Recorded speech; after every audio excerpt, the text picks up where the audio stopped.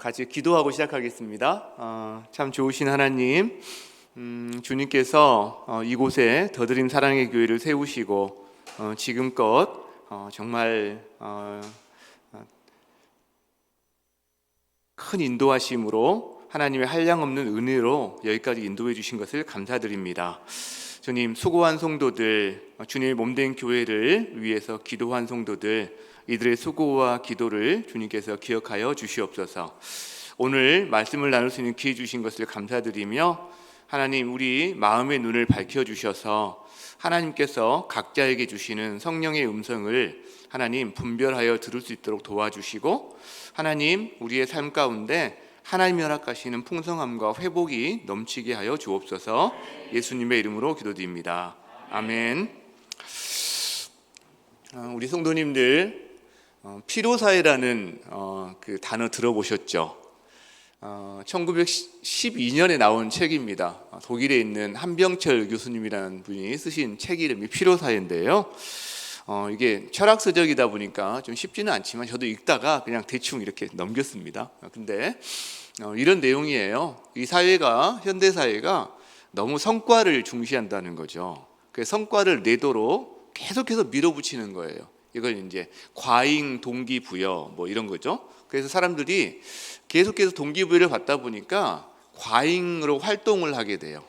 그러니까 자기를 계속해서 몰아가게 되는, 이제 자기 착취와 그래서 피로로 가게 되는, 나중에 탈진에 이르게 되는 이런 구조가 이 현대사회의 구조다라는 것을 쓴 책인데, 아마 이 책은 몰라도 피로사회가 맞다라는 생각에 대해서는 여러분께서 아마 동의하지 않을까, 대부분 이 사회가 그런 생각을 하게 됩니다. 여러분 동의가 되십니까? 네, 동의가 되시죠. 특히 우리나라는 이 경쟁이 그 어느 나라 못지않고 오히려 참 강력한 그런 나라 중에 하나잖아요. 그러니까 피로도가 더 높죠. 게다가 최근에 코로나 때문에 그렇지 않아도 피로도가 높은 이 사회인데 위축되고 여러 가지 삶의 변화 때문에 피로도가 아마 더 높아진 그런 시기가 아닌가 생각합니다. 이제 이 피로도가 높아지면 만성 피로가 돼요. 이것이 심해지면 탈진까지 가게 되는 거죠. 2015년에 탈진이라는 노래가 나왔어요. 아마 대부분 모르실 텐데 윤종신 씨가 부른 노래가 있어요. 탈진이라는 노래. 가사 가운데 마음에 와닿는 것들이 좀 있습니다. 이런 내용이 있어요. 푹 주저앉아 꿰매고 있어 너덜너덜해진 나의 상처를 어떻든 가야 하지 쉴 수 없는 길 위에 있잖아. 그리고 아마 이 부분은 확 와닿으실 것 같아요. 아픈 척 조퇴를 바랬던 그 어릴 적 들키기 싫은 꾀병처럼 오 이렇게 한 다음에 들어누운 지금 난 더 이상 일어나기 싫어. 이런 탈진의 모습들을 그린 그런 노래조차 있는 그런 사회인데, 우리 성도님들 이런 탈진을 경험해 혹시 보신 분 계십니까? 지금 근접해 있는 것 같아. 내가 이 경험하고 있는 것 같아. 아마 이런 분 혹시 계십니까? 아마 계실 수 있어요. 저희 교회 성도들의 삶을 봐도 참 너무 안쓰럽다, 이렇게 그런 성도들이 꽤 많아요. 우리 한 목자님, 저희 교회는 이제 손장님이라고 부르기도 하고 목자라고 부르는데, 한 목자님, 젊은 목자가 있는데 거의 새벽별 보기 운동을 하는 것 같아요. 아이들 다 자고 있을 때 출근을 해요. 직장이 좀 멀어져 가지고. 그리고 아이들 다 자고 있을 때 퇴근을 해요.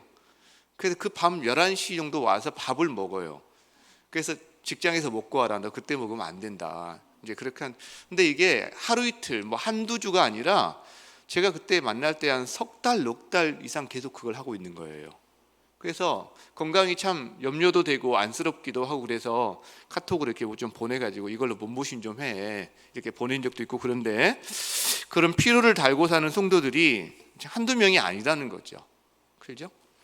그러니까 우리가 살아가면서 일을 안 할 수는 또 없잖아요. 뭐 가정일, 뭐 직장일. 그러니까 피로를 경험하는 것은 어쩔 수 없지만, 보통 이제 좀 잠을 오래 잔다거나 뭐 하루 이틀 쉰다거나 이렇게 하면 이제 대부분 풀려서 힘을 내서 다시 살아가는데, 근데 이게 그 정도로 해결이 안 되는 경우들이 있어요. 실제로. 그렇죠? 잠을 자도 안 되고, 뭐 하루 이틀 휴가를 다녀와도 안 되고, 이제 그게 탈진, 뭐 영어로는 번아웃, 어떤 그런 증세다라고 우리가 볼 수가 있는데, 이 탈진을 판단하는 어떤 주요한 어떤 두 가지 척도랄까 리트머스 시험지 같은 게 있는데, 하나는 만성 피로라고 합니다. 이게 그러니까 피로가 만성이 되어서 뭘 해도 잘 풀리지 않는 피로. 두 번째가 그리고요, 열정의 상실이 돼요. 그러니까 더 이상 뭔가 힘이 안 생기는 거예요. 하고 싶어, 해야 돼, 근데 하기 싫어. 가사에 보면 들어 누운 지금 더 이상 일어나기 싫어, 뭐 이런 것들이 이제 어떤 탈진의 증상인 거죠. 저도 이런 탈진을 경험해 본 적이 있습니다. 이제 저희 교회는 이제 8년 차예요. 여기 교회는 4년 차죠. 그러니까 저희가 한 4년 정도 먼저 개척을 한 것 같은데, 개척하고 한 7년을 계속 쉼없이 달려왔습니다. 저의 감정 이상으로, 저의 체력 이상으로, 저의 어떤 이성적인 능력 이상으로 달려왔는데, 제가 뭐 잠도 좀 자거나 휴가 가서 이렇게 좀 잠을 깊이 자면 피로가 좀 풀리곤 했어요, 사실은. 제가 휴가 가면 항상 먼저 하는 게 잠자는 거거든요. 잠을 늘 많이 잔 다음에 기운이 생기면 산행을 해요. 그리고 이제 조금 마음적으로도 기운이 생기면 그때부터 책을 보거나 기도를 하거나, 이제 이게 저의 패턴인 것 같은데, 근데 어느 순간부터 그렇게 쉬어도요, 이게 회복이 잘 안 되는 거예요. 만성 피로. 그리고 마음에 촛불이 꺼져 가듯이 뭔가 이렇게 사역이 저한테 막 의미가 없어지는 것 같고, 막 그런 마음들이 계속 들어서 막 뭔가 일으켜 세우려고 해도 안 되는 이런 경험을 참 많이 한 거죠. 그죠? 저는 그때 개척할 때부터 제자반, 남제자, 여제자, 여직장 이제 3개 반, 그리고 사역반, 그리고 리더반, 그리고 이제 새가족반, 이게 6개가 일주일 동안 돌아가는 거고요. 몇 년 전부터는 저희 교회 이제 1대1 과정, 저희는 인대인이라는 말을 쓰는데 그게 들어왔어요. 그래서 성도들이 이렇게 무기를 가지고 자기 주변에 있는 사람들에게 복음을 전하고, 또 제자 훈련까지 우리 성도들이 참여할 수 있는 구조를 이제 만들기 시작했는데, 이제 제가 이제 저희 리더들부터 해야 되잖아요, 그런 것들을. 그래서 일주일에 한 2명, 어떤 때는 3명 저희 집에 불러다가 밥을 먹여가면서 1대1 훈련을 했어요. 그렇게 이제 기존에 6개도 버거운데 거기에 한 2개, 3개가 더 얹어지니까 처음엔 사실 너무 기쁘고 좋았는데, 시간이 흐르면서 이제 어느 순간 이게 내가 이렇게 살아도 되나 어떤 그런 그 시간이 된 거죠. 제가 숫댕이가 돼간다는 그런 느낌을 이제 갖기 시작했어요. 근데 그때 작년에 저희 성도들이 이제 저에게 안식오를 좀 주셨죠. 원래는 한 6개월 정도 이렇게 예상을 하고 있었는데, 코로나 기간에 도저히 이렇게 6개월 동안 비울 수 있는 자신감이 없어서 어떻게 할까 하다가, 그래 3개월만 다녀오자 하고 코로나 기간임에도 불구하고 한 3개월을 다녀왔는데, 그게 저에게는 참 큰 도움이 됐어요. 지난 시간을 돌아보고 앞으로 달려갈 어떤 방향성에 대한, 그리고 실제적인 무기에 대한 부분들을 하나님 이렇게 주시는 시간이 돼서 제가 많이 이렇게 회복하고 돌아가서 힘있게 이제 사역을 하기 시작했는데, 저희 성도들이 한 6년 하고 뭐 1년이나 한 6개월 쉬는 것보다 한 3년 반 정도 하고 한 3개월 쉬고 이렇게 하면 좋겠다고 의논이 돼서 앞으로는 한 3년 반마다 한 3개월씩 그런 시간을 이제 가지려고 합니다. 저에겐 참 감사한 시간이었는데, 하여튼요, 저희는 지구상에서 아마 가장 경쟁적인 그런 한국 사회라는 곳을 살아가고 있어요. 그래서 우리 성도들은 피로도를 많이 느낍니다. 번아웃을 느낍니다. 그리고 갈망해요. 내가 어떻게 회복할 수 있지? 어떻게 더 힘차게 이걸 살아낼 수 있을까? 그죠? 자, 여러분, 우리는 내가 일이 많아서도 그렇지만 깨어진 세상에 지금 살고 있는 거거든요. 실제로 죄악이 관영하고, 그 다음에 억압과 고통과 아픔들이 가득한 세상에서 살아가면서 그 느끼는 이게 우리한테 맞물려 있단 말이죠. 그러니까 우리는 한국 사회가 아니라도요, 결국은 탈진의 늪에서 허우적거릴 수밖에 없는 사람들이에요, 사실은. 그런데 여기서 더 이상 허우적거리는 삶을 사는 게 아니라, 어떻게 하면 내가 회복의 길을 걸어갈 수 있을까? 이것에 대한 그런 어떤 고민들, 질문이 우리에게 있다는 거죠. 이게 어떻게 가능할까요? 저는 히브리서 12장에 보면 이런 말씀이 있습니다. 히브리서 12장에 예수를 바라보자, 이런 말이 있어요. 예수를 바라보자. 예수에게 눈을 고정해라, 이런 말이거든요. 너의 눈을 픽스해라, on Jesus, 이런 말인데, 그 다음에요, 너희가 피곤하여 낙심하지 않기 위하여, 이런 말이 나와요. 우리가 피곤한 인생이라는 거죠. 피곤하면 낙심도 따라와요. 근데 그렇게 하지 않기 위하여 그 다음에 뭐가 나오죠? 죄인들의 이같이 자기에게 거역한 일을 참으신 이 예수님을 생각하라라는 말이 나온다는 거죠.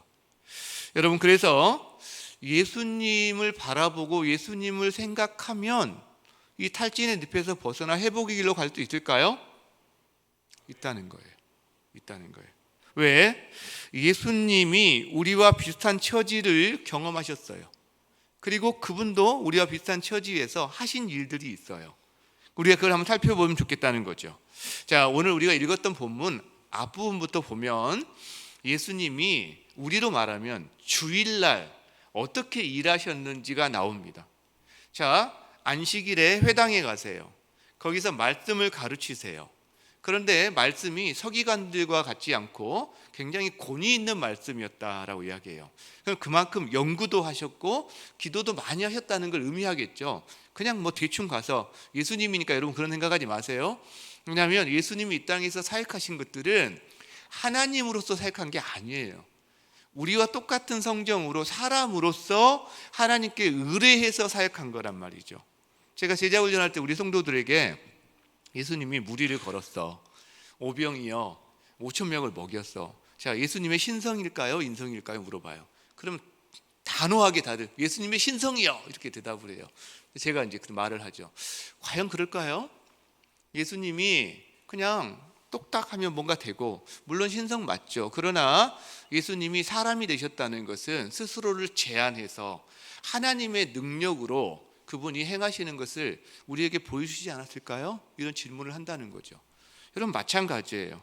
예수님이 그냥 예수님이니까 무조건 은혜로운 말씀을 전했다가 아니라 예수님이 한 것에는 우리와 똑같은 어떤 과정에 어떤 것들이 있었다라는 것을 보여주는데, 또 더러운 귀신 들린 사람 있었어요? 고쳐줍니다. 우리는 예수님이니까.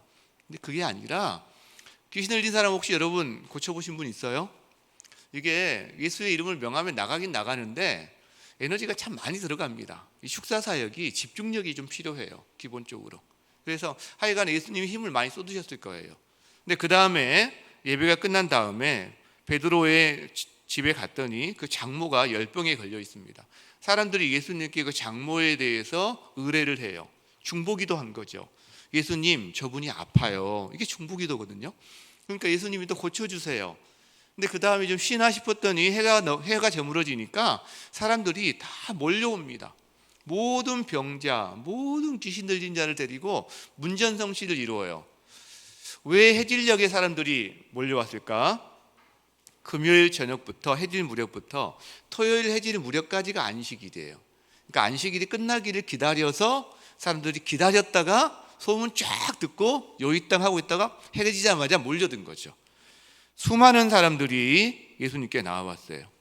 예수님이 일일이 고쳐주십니다.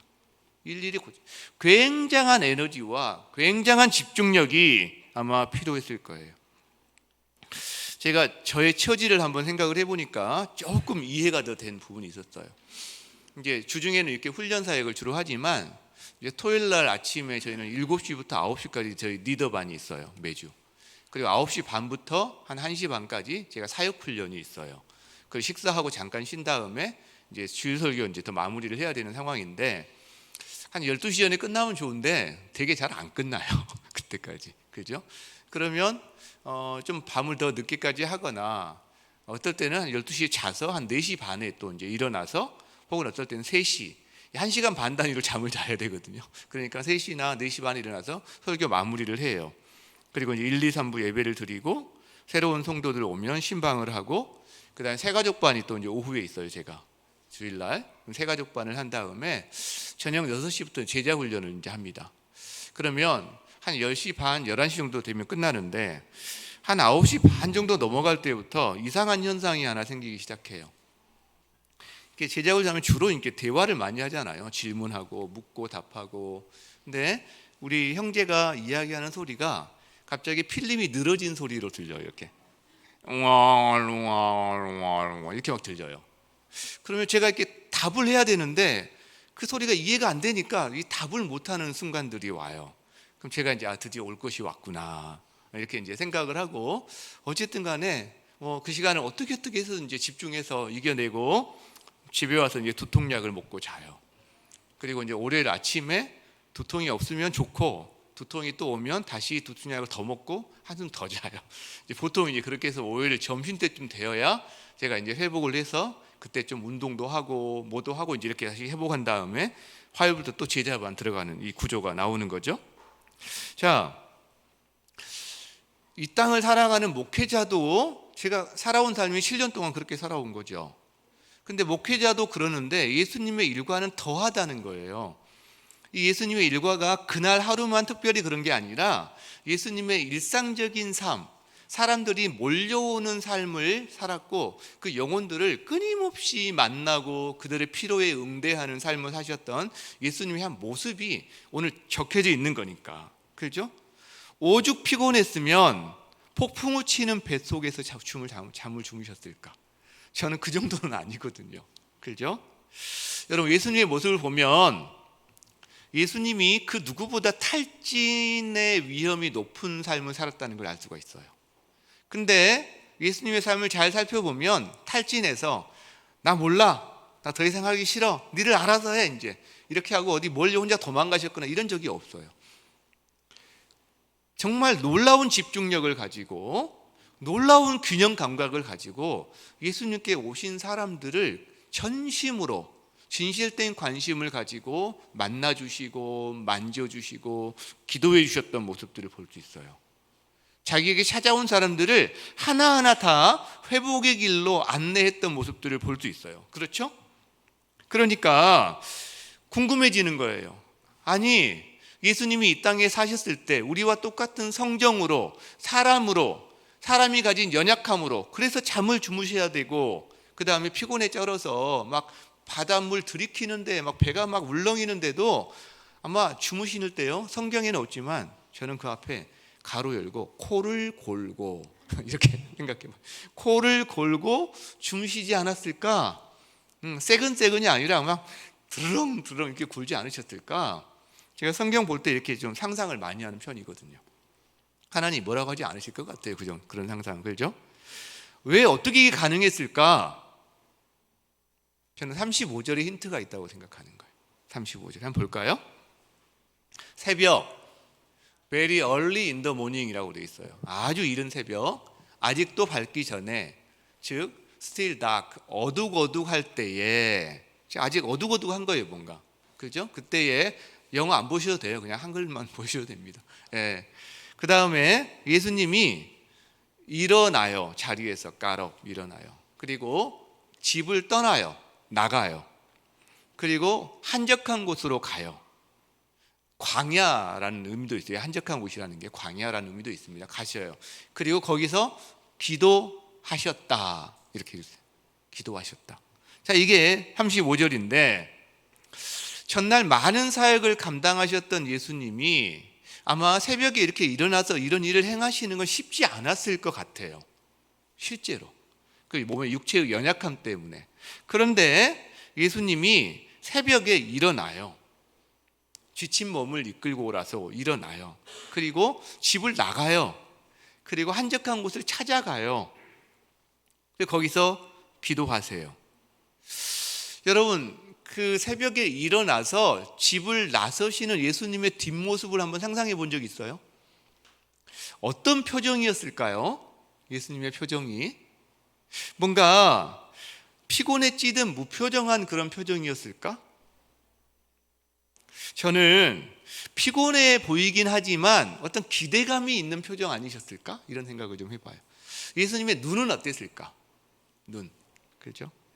더 자고 싶은 졸음이 가득한 눈이었을까? 그랬을 수도 있지만 아마도 제 생각에는 뭔가 살아있는 초롱초롱한 눈빛이 아니었을까? 이런 생각을 해봐요. 그러니까 이런 거죠. 아, 내가 괜히 메시아 해가지고 이 잠도 못 자고 이 뭔 난리야 막 하면서 하면서 걸어나가시는 이런 표정이 아니셨을 것 같다는 생각을 하는 거예요. 새벽기도 나오면서 많은 목회자들이 누가 새벽기도 만들었어 뭐 그런 이야기 한다는데, 내가 괜히 목회자 되었고 새벽에 잠도 못 자고 이런 게 아니라 예수님이 기대감을 가지고 의지적으로 나가셨을 거라는 걸 저는 상상을 한다는 거죠. 저는 그래서 이 예수님의 새벽을요 계속 상상을 해보게 돼요. 이 예수님의 새벽, 예수님의 새벽에 나가시는 그 모습, 눈빛, 그 다음에 어떤 곳을 찾아가셨을까, 가셔서 어떤 자리에 앉으셨을까, 그 다음에 거기서 뭐 하셨을까, 이런 생각들을 해보게 됩니다. 예수님이 아마 그 자리에서 여러분 어떻게 보내셨을까요? 살인적인 스케줄을 굉장히 감당하면서도 인생의 초점을 잃지 않을 수 있었던 그 시간을 보낼 수 있었던 게 바로 이 새벽인데, 그 시간에 예수님은 어떻게 보내셨을까? 그렇죠? 그리고 그 시간이 어떤 의미였을까? 저는 그 시간이 탈진의 위험을 누구보다 크게 안고 살아갔던 예수님이 탈진의 늪에 허우적거리지 않고 회복의 길로 가시면서 많은 사람을 회복시키신 힘의 원천이 바로 이 예수님의 새벽에 있을 거다라는 생각을 하게 됐어요. 여러분도 혹시 동의가 되세요? 저는 그래서 이 예수님의 새벽을 사모하게 됐습니다. 오늘 이 메시지는요 여러분과 나누기도 하지만 저 자신에게 하는 메시지예요. 최근에 저의 새벽이 많이 깨어졌거든요. 제가 잠을 좀 많이 자야 되는 그런 상황들이 좀 있다 보니까 그 다시 이 메시지를 제가 다시 정돈하면서 저에게 주는 말씀으로 제가 받고 너무 기대가 되는, 따라하고 싶어지는. 자, 그래서 예수님의 이 새벽에는요 몇 가지 묵상을 하게 되는데, 먼저 한적한 곳이라는 이 단어를 좀 묵상하게 돼요. 한적한 곳, 한적한 곳. 어디로 가셨냐면 한적한 곳으로 가신 거거든요. 여기에 가시기 위해서 지금 새벽에 일어나신 건데, 여러분 왜 한적한 곳으로 가셨을까요? 바로 그 다음 구절에 36절에 그런 말씀이 나옵니다. 시몬과 및 그와 함께 있는 자들이 예수의 뒤를 따라가, 졸졸졸 따라간 게 아니라요, 어디 가셨지? 하면서 찾아 나선 거예요. 지금 예수님 어디신지 몰라서. 그리고 막 찾아다니다가 찾은 거죠. 그때 이렇게 말을 해요. 모든 사람이 주를 찾습니다. 이런 분위기예요. 제자들이 흥분한 것 같아요. 아니 예수님, 사람들이 몰려오고 있어요. 드디어 우리 대박 났어요. 근데 지금 여기서 뭐 하고 계세요? 지금 이럴 때입니까? 빨리 사람들 맞이해서 예수님 인기 있을 때 뭔가 해야죠. 뭔가 약간 흥분한 마음에서 예수님께 그렇게 압박하듯이 하고 있는 그런 제자들의 모습을 볼 수가 있어요. 그런데 예수님은 그 모를까요? 알죠. 근데요, 예수님은 사람들이 몰려올 때 그 사람들의 인기에 연연하면서 생각하신 적이 없어요. 오히려 떠나가세요. 거리를 두세요. 여러분, 우리의 영적인 내면의 힘은 외면적인 행동이라든가 인기라든가 사람의 숫자에 좌우되는 게 아닙니다. 내면적인 힘은요, 하나님 앞에서 그 사람이 얼마나 시간을 보냈느냐에 따라 좌우되는 거지, 다른 행동으로, 봉사로, 섬김으로 좌우되는 게 아닙니다. 내적인 힘이 있을 때 외적인 행동이 그것이 좋은 열매를 맺게 돼요. 이 불균형이 생기면 여러분 거기서 피로가 오고 번아웃이 오고 문제가 생기기 시작한다는 거죠. 실제로 예수님은 그래서 사람들이 항상 따라다녔지만, 그리고 따라다닌 사람들의 필요에 항상 진실된 관심을 갖고 응답하셨지만, 그러나 그 사람의 필요만을 채우시면서 살진 않으셨어요. 떠나가셨어요. 팀 켈러 목사님이 이 부분에 대한 설교를 한 걸 제가 들은 적이 있는데, 그때 산소 마스크 이야기를 합니다. 산소 마스크. 우리 비행기를 타면 승무원들이 항상 안내 방송을 하면서 이게 앞에서 시범을 보이는 게 있어요. 비행기가 위기 상황이 되면 위에서 산소 마스크가 툭 떨어져요. 그러면 옆에 자기 어린아이가 있더라도 자녀에게 먼저 씌우지 말라고 합니다. 먼저 자기가 쓰고 나서 그다음 두 번째 자기 자녀에게 씌우라는 말을 꼭 합니다. 왜? 기절하면 아무도 도울 수 없거든요. 이게 답이에요. 기절하면 아무도 도울 수 없어요. 누구도. 여러분, 예수님만 사람들이 찾는 게 아니라 저나 여러분이나 우리도 사람들이 찾아요. 자녀들이 찾고, 교사들은 학생들이 찾고, 순장님은 순원들이 찾고, 봉사한다고 직장에서는 또 상사와 후배들이 찾고, 여러 가지 일로 우리는 사람이나 일에서 우리가 찾음을 당합니다. 예수님만 그런 게 아니죠. 여러분, 그런데 저 역시 마찬가지죠. 저 역시. 근데 저 역시요, 그런 일에 몰두하다 보면 어느 순간 비상등이 켜지는 거예요. 제 삶에. 왜? 일에 집중하고 사람에 집중하다 보니까 제 내면에 비상등이 켜지는데, 그렇죠? 그때가 바로 제가 오히려 홀로 예수님의 새벽과 같은 시간을 보내야 되는 때라는 것을 느끼게 되는 겁니다. 내가 산소 마스크를 써야 될 시간이구나. 여러분에게는 이 새벽이 있습니까? 여러분에게는 이 한적한 곳이 있습니까? 질문하고 싶어요. 만일요, 이게 없다. 그러면 여러분이 신앙생활을 얼마나 오래 하셨든, 얼마나 삼층천을 많이 경험하셨건 상관없이 여러분은 곧 기절하게 될 겁니다. 그러면 누구도 돕는 것이 어려워질 수 있는 시기가 와요. 기절하면 뭘 어떻게 도울 수 있겠어요? 그렇죠? 훈련에 앞서서, 봉사에 앞서서, 어떤 무엇에 앞서서 저희는 이 산소 마스크를 쓰는 것이 급선무다라는 거죠. 바로 한적한 곳이 산소 마스크를 쓰는 곳이라고 저는 생각해요. 이 은혜가 여러분의 삶 가운데 있기를 주의 이름으로 축복합니다. 또 한 가지 묵상할 단어가 있는데, 기도라는 단어예요. 기도. 이 한적한 곳에 가셔서 하신 일이 뭐냐면 기도예요. 즉, 이 기도하시기 위해서 한적한 곳에 가신 거죠. 여기서 말하는 기도는 식사할 때 드리는 잠깐 이런 기도는 아닙니다.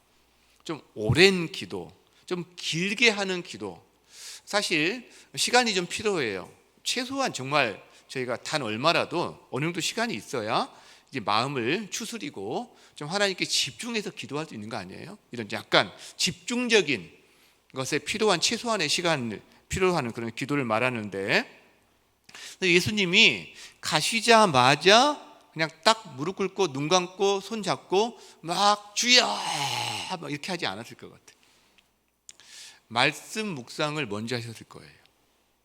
두루마리를 갖고 가시지는 않았기 때문에 우리는 너무 좋은 거죠. 성경책이 있으니까. 예수님은 암송한 말씀을 가지고 어떤 부분을 묵상하셨을 거예요. 그리고 주기도문 방식을 가지고 예수님이 하셨던 평상시 기도 모습이니까 아마 그렇게 하나님 앞에 기도하는 시간을 갖지 않았을까. 근데 이게 매일매일 했다는 거죠. 이거를. 이 매일매일이 중요합니다. 쌓이면요, 이게 정말 저에게 큰 힘이 됩니다. 어떤 때는 오늘 기도 정말 하나도 안 된다 이럴 때도 당연히 있죠. 그러나 매일매일 그거를 한 사람은 분명히 뭔가를 깊게 경험하게 되는데, 그 기도의 결과가 38절에 나옵니다. 우리 같이 한번 읽어보겠습니다. 자, 시작. 이르시되 우리가 다른 가까운 마을들로 가자. 거기서도 전도하리니 내가 이를 위하여 왔노라. 자, 무리들은 예수님을 찾아서 떠나지 못하게 만류를 하는데, 예수님은 기도하신 후에 이 사람들의 요청과는 다른 행동을 하십니다. 뭐냐면 그 자리에 안주하지 않으시고 다른 곳에 가셔서 복음을 전하자라고 말씀을 하세요. 그러니까 예수님은 탈진해서 그 자리에 주저앉지도 않고요, 사람들의 인기에 연연해서 그 사람들의 요청에 따르지도 않습니다. 제3의 길을 가시는 거죠. 하나님 앞에서 기도한 다음에. 그래서 우리는 기도를 통해서 예수님이 하신 것이 두 가지가 있다는 걸 알게 되는데, 하나는 삶의 방향이 기도를 통해 새로워져요. 확인됩니다. 내가 이것을 위하여 왔다. 즉 예수님 자기가 지금 어떤 존재로서 어떤 길을 가야 되는지를 이 기도를 통해서 분명하게 지금 캐치하신 거죠. 확인하신 거죠. 그리고 또 하나, 다른 마을들로 가자. 아니, 여기서 지금 밤새 고생하셨는데 다른 마을들로 갈 사역의 열정들이 다시 한번 새로 솟아난 겁니다. 우리가 기도할 때 이 두 가지 면에서 저희들이 경험하게 돼요. 삶의 방향이 분명해집니다. 그리고 또 하나는 그 삶의 방향에 따른 열정들이 우리에게 새롭게 솟아나는 것을 이 기도를 통해서 경험하게 된다라는 거죠. 방향과 열정. 여러분, 이것이 어떤 책에서 스티븐 코비가 쓴 세븐 해빗이라는 성공하는 사람들의 7가지 습관이라는 책으로 번역됐는데, 거기에 나무꾼 이야기가 하나 나옵니다. 두 나무꾼이 산에 갔어요. 벌목을 합니다. 나무를 베요. 도끼로 열심히. 그런데 한 나무꾼은 아침부터 저녁까지 계속해서 도끼질을 합니다. 정말 열심으로 하는 거죠. 근데 다른 한 나무꾼은 한 1시간 하고요, 10분 쉬어가면서 그때 날을 갑니다. 도끼 날을. 자, 그리고 이제 거기서 이야기하는 거죠. 여러분 어떻게 됐을까요? 이런 이야기를 합니다. 우리가 굳이 이야기하지 않아도 압니다. 여러분, 기도가 어떻게 보면 이 도끼날 가는 시간이라고 볼 수 있어요. 도끼날 가는 시간. 도끼날을 갈지 않고 그냥 꾸준하게 하는 사람하고 도끼날을 가는 사람하고 차이가 있다라는 거죠. 여러분, 우리는 이제 이런 이야기를 들으면 그래, 예수님의 새벽 참 하고 싶다. 그래, 언젠간 해야지. 언젠간 해야지. 지금은 좀 바쁘거든. 좀 여유로워지면 해야지. 이런 생각을 합니다. 여러분들, 현대인의 삶에서 여유로워지면이라는 가정은 거의 성립이 잘 안 됩니다. 저를 봐도 알 수 있어요. 여러분도 마찬가지고. 이건 우선순위의 문제거든요. 내가 어디에 소중하게 내가 내 우선순위를 놓을 것인가. 그래서 하루의 시작은 새벽이 아닙니다, 여러분. 하루의 시작은 저녁입니다. 성경에 그래서 아마 저녁이 되면 아침이 되니 이런 표현을 쓴 게 의미가 있다고 저는 생각하는데, 여러분, 내가 아침 몇 시에 일어날지를 결정하는 것은 저녁에 몇 시에 자느냐가 몇 시에 일어나는 걸 결정하는 거거든요. 제가 아침에 몇 시에 일어날 걸 결정하면 그 시간에 잡니다. 그러나 그게 없으면, 모호하면 저녁에 그냥 되는 대로 시간을 보내요. 어떤 때는 저 자신에게 위로를 준다고 그냥 이렇게 미디어 뒤적뒤적 하다가 시간을 쓸데없이 보내는 경우도 의외로 있다는 걸 발견합니다. 여러분도 아마 그런 일 경험 많이 하실 거라는 거죠. 여러분, 새벽을 떼어내 내가 도끼날을 갈며 주님과 교제하고 살아가겠다. 여러분, 이게 우리 인생을 하루를 바꿉니다. 근데 이게 자기 삶에서 1년, 2년 집중적인 훈련을 통해서 그게 자기 삶이 되면 인생이 바뀌는 거죠. 인생의 방향과 인생의 열정들이 바뀌는 거죠. 우리가 새벽 시간에 상황에 따른 다를 수 있습니다. 분명히 그냥 통칭해서 제가 새벽 시간 말을 하는 건데, 집중적으로 주님과 교제할 수 있는 이런 시간을 우리가 떼어놓을 수 있는 여러분 되시기를 주의 이름으로 축원합니다. 그 시간에요, 우리가 하나님 앞에서 주신 말씀의 감동을 가지고 묵상하고 내 삶을 돌아보고, 내가 어제 만났던 사람과 했던 대화를 생각하면서 하나님이 야, 네가 그건 좀 그런 것 같아. 그럼 주님 죄송해요 하고 전화 걸어서 그분에게 용서를 구하고 양해를 구하고 그분에게 기도하고, 그 다음에 교회를 위해서 기도하고, 질병 가운데 연약한 자들을 위해서 기도하고, 지금 아픔 가운데 있는 성도를 위해서 한마디 그 사람의 이름을 주님 앞에 올려줄 수 있다면 그 사람이 진실된 그런 사람 아닐까요? 그리고 그 사람이 진짜 풍성하게 하루하루를 살아갈 수 있는 그런 사람 아닐까요? 우리가 먼저 하나님을 찾을 때 우리가 만약 잃어버린 사명이 있다면, 그죠? 그리고 삶의 질서가 많이 흔들리고 있다면, 여러분, 예수님의 새벽을 여러분 상상하고 사모하면서 예수님의 새벽과 함께하는 그런 은혜, 그러면 잃어버린 사명도요, 흔들린 우리 어떤 여러 가지 질서들도 함께 주님이 붙잡아 주실 줄 믿습니다. 이 은혜가 여러분께 가득하기를 축복합니다. 제가 이 예수님의 새벽을 묵상하다가 저한테 참 마음에 와닿는 단어 하나가 있었어요. 그게 뭐냐면 터치입니다. 터치. 하나님의 손길로 터치하는 거.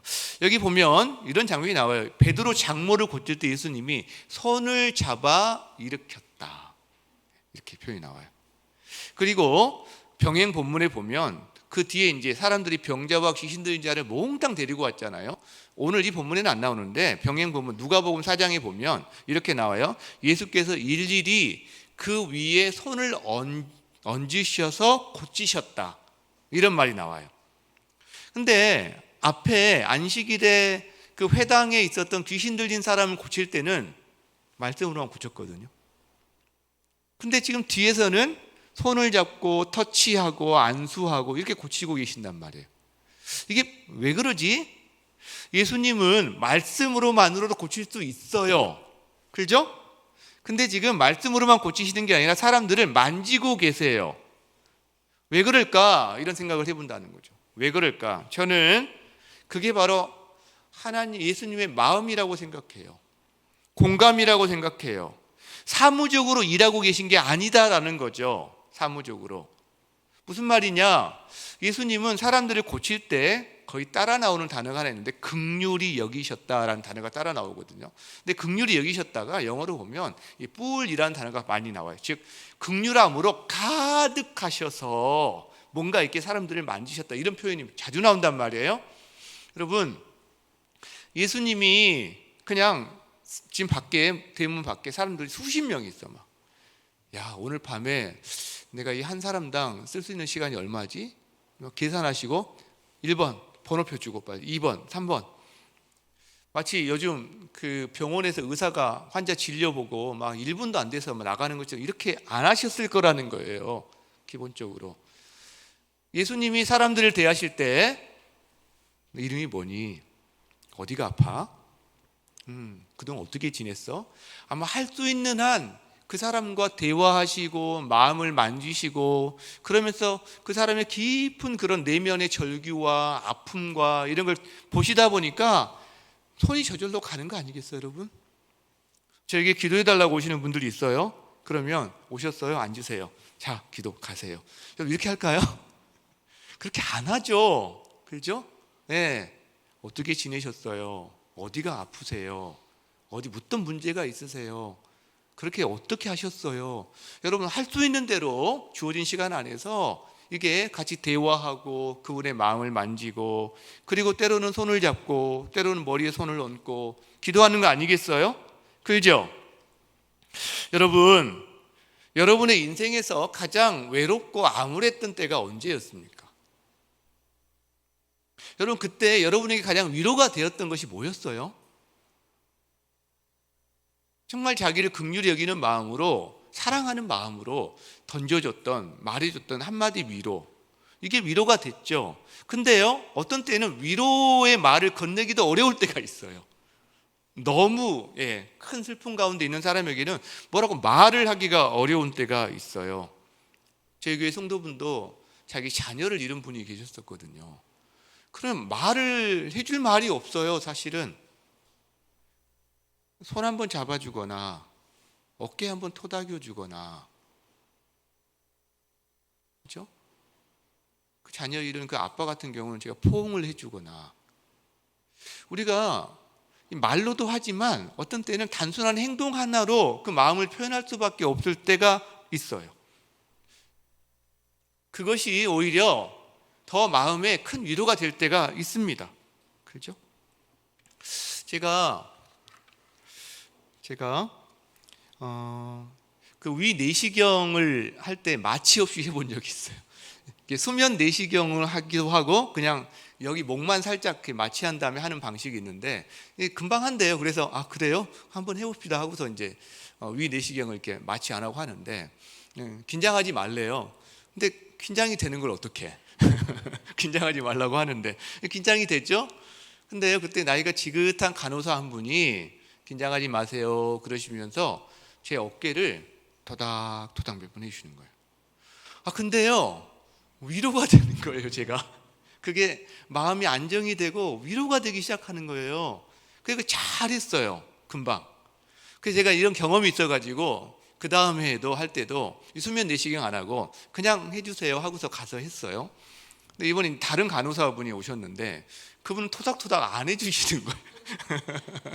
좀 젊은 간호사분이라 그러셨나? 안 해주시는 거예요. 그래서 제가 뭐 해달라고 할 수도, 이미 이분 이렇게 막아놨잖아요. 뭐 이렇게 물려놨잖아요. 해달라고 할 수도 없고 어떻게 하지 하다가 제가 토닥토닥 하기 시작했어요.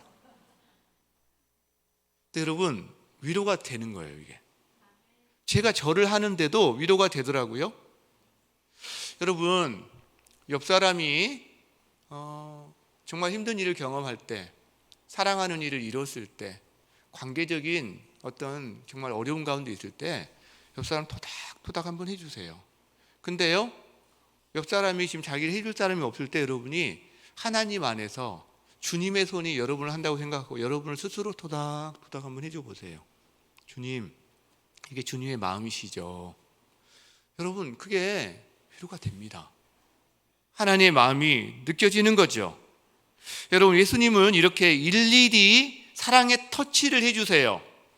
지금 우리가 공고한 시대를 살아가고 있거든요. 사실은 굉장히 힘든 시대, 우리 시대가 힘들기도 하지만 영적으로 깨어진 세상, 갈수록 더 이것이 더 힘든 세상을 살아가고 있기 때문에 우리가 기도의 자리로 나아갈 때, 눈을 감는 그곳에 주님께 집중할 때 주님께서 우리를 만져주시기를 원하시는 거죠.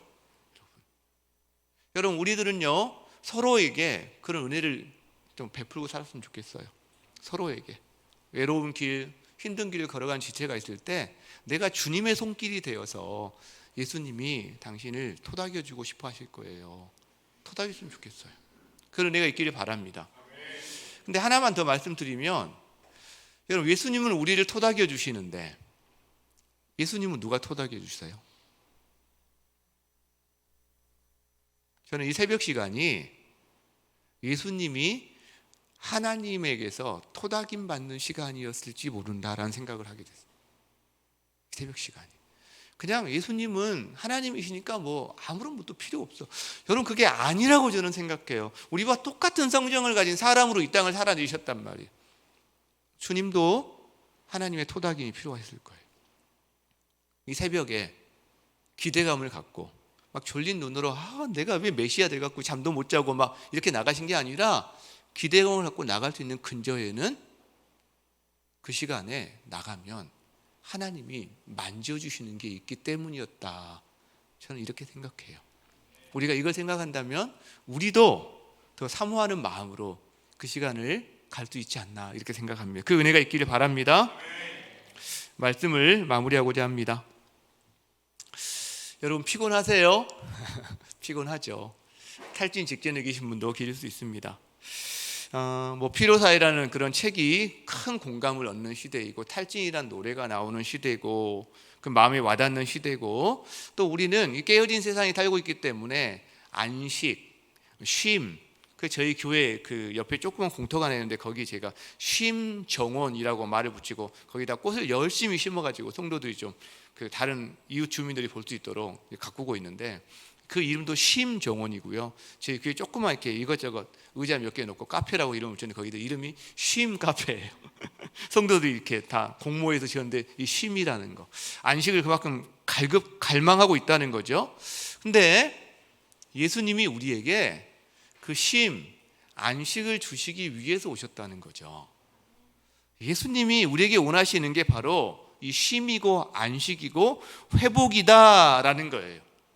자신이 그리고 그걸 우리에게 보여주셨어요. 사람으로서 그 누구보다 탈진의 늪에서 호적거릴 수 있는 분임에도 불구하고 그렇게 살지 않으시고 놀라운 집중력으로, 그 다음에 놀라운 아름다우심으로 회복의 길을 걸어가시면서 우리에게도 회복의 길로 초대하시는 예수님의 모습을 우리에게 보여주신 것, 그게 바로 예수님의 새벽이고 우리를 예수님의 새벽에 초대하고 계신다. 성부, 성자, 성령 삼위 하나님 안에 우리를 초대하고 계신다. 그것이 바로 이 회복의 길이고 안식의 길이라고 생각합니다. 근데 우리가 문제가 있어요. 우리는 그것도 의무라고 생각해요. 그것도 뭔가 내가 해야 되는 어떤 종교적인 행위라고 생각해요. 근데 과연 그럴까? 그렇지 않다는 거죠. 의무를 지나 기쁨에 이르는 길이다라는 걸 우리가 놓치지 않았으면 좋겠다라는 거예요. 제자 훈련할 때 읽는 책 중에 내 마음 그리스도의 집이라는 책이 있습니다. 그 제자 훈련생들이 제일 좋아하는 책이 얇으니까 늘 이런 책만 읽었으면 좋겠다고 그랬죠. 저도 이제 그 읽을 때 같이 또 한 번씩 읽고 이제 하는 시간을 갖는데, 최근에는 그 책을 읽다가 거실 부분에서 제가 참 마음에 찔림도 받고 제가 마음에 와닿고 울림이 있었던 그런 구절이 있었어요. 제가 한번 이렇게 가져왔는데 읽어드릴게요. 그 부분을. 그러나 차츰차츰 여러 가지 다른 일들에 시달리다 보니 이 시간이 짧아지기 시작했습니다. 예수님과 교제하는 시간이죠. 이유는 몰랐습니다. 어쨌든 너무 바쁘기 때문에 그리스도와 함께 규칙적으로 특별한 시간을 보낼 수는 없다고 생각했습니다. 어느 날 아침 중요한 약속 때문에 황급히 계단을 뛰어 내려가던 때를 기억합니다. 거실을 지나치다 방문이 열려 있어 안을 들여다보니 벽난로에 불이 지펴져 있고 주님이 앉아 계신 것이 보였습니다. 갑자기 당황스러웠습니다. 그리고 말을 한 대화가 나옵니다. 주님, 죄송합니다. 아침마다 늘 여기에 오셨습니까? 그럼 너를 만나기 위해 매일 아침 여기에 오겠다고 말하지 않았니? 너는 이제껏 경건의 시간이나 성경 연구나 기도 시간을 너 자신의 영적 성장에 필요한 수단으로만 생각해 왔다. 그것도 중요하지. 그렇지만 이 시간이 나에게도 의미가 있다는 것을 잊고 있구나. 내가 너를 사랑한다는 것을 기억하거라. 이 시간이 너에게만이 아니라, 너의 어떤 영적인 성장의 수단만이 아니라 나에게도 의미가 있다는 것을 네가 잊고 있구나. 내가 너를 사랑한다는 것을 기억하거라. 저에게는 굉장히 큰 울림이었어요. 주님의 일을 한다는 명목으로 어느 순간 교제도 무엇도 그 무엇도 다 사역과만 연결시키고 있는 저의 모습을 보게 된 거죠. 이 시간이 내가 뭔가 힘을 얻고 내가 뭔가 영적인 성장을 이루는 시간일 수도 있지만 예수님에게도 의미가 있는 시간이었지. 예수님. 왜? 사랑은 관계거든요. 사랑은 일이 아니잖아요. 관계, 신앙도요, 일이 아니에요. 봉사, 섬김, 훈련, 여러분 그게 아니라 신앙은 관계예요. 관계. 사랑하는 사람과 함께 만나서 서로 근황을 묻고 대화하고 누리는 그 관계. 그러니까 그 시간이 예수님과 내가 함께 만들어가고 누리는 관계의 시간이었구나. 그래서 주님에게도 의미가 있는 거죠. 나에게만 의미가 있는 것이 아니라. 여러분, 예수님의 새벽 시간이 우리에게만 의미가 있는 것이 아니라는 겁니다. 예수님에게도 의미가 있습니다. 왜? 예수님과 우리는 이 사랑하는 관계로 맺어졌거든요. 이 사랑하는 관계. 이거를 충분히 누리시는 여러분 되시기를 주의 이름으로 축원합니다.